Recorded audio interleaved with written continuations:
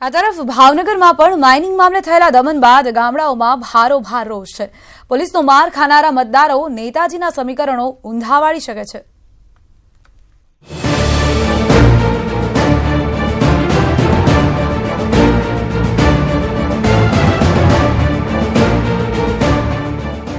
આ હૈયાવરાણ છે છેવાડમાં રહેતા ગ્રામજનોની।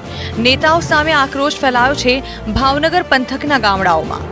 ચૂંટણી પહેલા વાયદાઓની વણઝાર લગાવીને નેતાઓ મત માંગી લે છે, પણ મત મળ્યા બાદ નથી કોઈ નેતા આવતા કે નથી થતા વિકાસના કામ। લોકસભાની ચૂંટણી નજીક છે ત્યારે વિકાસથી વંચિત અને નેતાજીથી રિસાયેલા આવા ગામડાઓમાં લોકોનો મિજાજ નેતાઓના વાયદાઓને વંટોળ બનાવી શકે છે। માઇનિંગ પડ્યા પછી તમામ કૂવામાંથી પાણી ખતમ થઈ ગયા છે, બરોબર। પીવાના પાણીનો પણ પ્રશ્ન એટલો હાલત ખરાબ છે, બરોબર। તો એની માટે અત્યારે સરકાર કે કોઈ પણ ધ્યાન દેતું નથી, તો અત્યારે એની પબ્લિક બહુ હેરાન થાય છે। મત દેવાનું થાય તાર ફોલાઈ ફટાઈને મત લઈ જાય છે, પછી મત એના દઈ દઈએ પછી કાંઈ હમું જોતા નથી, બરોબર। તો પછી હવે એને અમારું કેટલા વર્ષોથી મત આવે તારે અમને એમ કહેવા આવે તમને આ કહી દઈશું આ કહી દઈશું, કાંઈ થતું નથી। ભાવનગરમાં ખાસ કરીને માઇનિંગ મામલે થયેલા દમન બાદ લોકોમાં ભારોભાર રોષ છે। અછતની પરિસ્થિતિમાં ખેડૂતોની દશા સતત બગડી રહી છે। પાણી માટે રીતસરના વલખા મારવા પડે છે। પારદર્શક વહીવટ જો આમાં થાય તો આમાં ખેડૂતોને લાભ થાય એવું છે।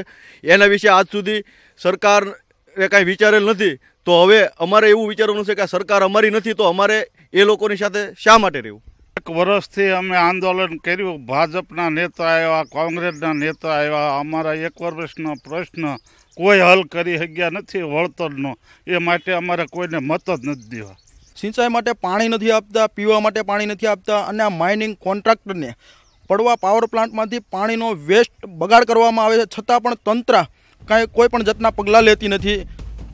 અમારી સમસ્યાઓની વણઝાર છે, અમે હવે શા માટે તેઓને મત આપીએ, આવું કહી રહ્યા છે અછતગ્રસ્ત વિસ્તારના લોકો।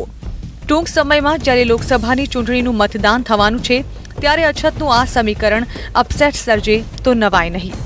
ચિરાગ ત્રિવેદી, ન્યૂઝ 18 ગુજરાતી, ભાવનગર। પાણીની અછત સાથે ખેડૂતોને પૂરતો પાક વીમો ન મળતા સરકાર સામે લોકોનો રોષ વધતો જાય છે। ત્યારે ગઢડા તાલુકાના વિકીડિયા ગામમાં 15 દિવસે પાણી મળે છે, ત્યારે હવે ગ્રામજનોએ નક્કી કર્યું છે કે પાક વીમો અને પાણી ન મળે તો ગામના લોકો મતદાનનો બહિષ્કાર કરશે। આ દ્રશ્યો છે ગઢડા તાલુકાના વિકળિયા ગામના, કે જ્યાં બેનર લગાવવામાં આવ્યા છે કે વીમો નહીં તો વોટ નહીં અને પાણી નહીં તો વોટ નહીં। વાત એમ છે કે ગ્રામજનો પાસેથી સરકારે પાક વીમાની રકમ તો ઉઘરાવી લીધી, પણ તેની સામે તેમને અપૂરતો વીમો આપ્યો, જેથી કેટલાક ખેડૂતોને પાક વીમાની રકમના નામે ગાજર બતાવી દેવામાં આવ્યું। ત્યારે ખેડૂતો જ નહીં પણ તેમના પરિવારજનો પણ નારાજ છે કે તેમણે પાકના બિયારણ માટે નાણાં ઉછીના લીધા હતા અને હવે નાણાં ચૂકવવા માટે દાગીના વેચવાની સ્થિતિ આવી પડી છે। અને અમારે વીઘે 2-3 કપાસ થશે તો અમારે આ બોલ્યું તો ભરવું ને, વ્યાજ તો ભરવું ને, ક્યાંથી ભરવું? તો વ્યાજ ભરવું છે તો બાયુને એમ કે છે કે બાયુને આદમી તે તમારી બુટી લાવો તો વ્યાજ ભરવા જઈએ। હવે 2 મણ કપા તો આ બિયારણ વાળા ને દવા વાળા ખાતર વાળા લઈ ગયા, તો બાયુને હું બુટી વેચીને એને વ્યાજ ભરવાના। ત્યારે હવે ખેડૂતોમાં રોષ છે કે હવે મત માંગવાનો સમય આવ્યો છે, ત્યારે નેતાઓ આવશે અને ફરીથી વાયદાઓનો વરસાદ કરશે, પણ હવે જ્યાં સુધી સરકાર પીવાના પાણીનો પ્રશ્ન હલ નહીં કરે અને પાક વીમાની રકમ ન મળે તો ચૂંટણીનો બહિષ્કાર કરવામાં આવશે।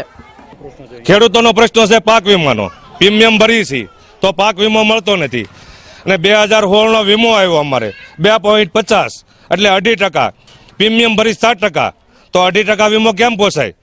આમ હવે પાક વીમા અને પીવાના પાણી મામલે સરકારે અન્યાય કરતા હવે ગ્રામ્ય સ્તરે વિરોધ શરૂ થયો છે, જે વિરોધ હવે માત્ર એકલ દોકલ ગામડાઓમાં જ નહીં પણ સમગ્ર ગુજરાતમાંથી ખેડૂતોનો ગુસ્સો ઉકળી ઉઠ્યો છે।